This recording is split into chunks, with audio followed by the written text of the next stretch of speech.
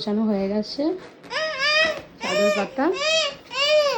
কি আছে, কি করবে? আর রেখে দেখো ম্যাজিক। আমার কাজগুলো করি, তুমি দেখো 8:30 বেজে গেল, কখন খাবে? ম্যাজিক করো বলতে হয়। বলো কি ম্যাজিক করব? কি ম্যাজিক? পেটের মধ্যে দিয়ে ম্যাজিক করবো? উফ কি অবস্থা, ফোন দেখে দেখে এগুলো সব শিখেছে।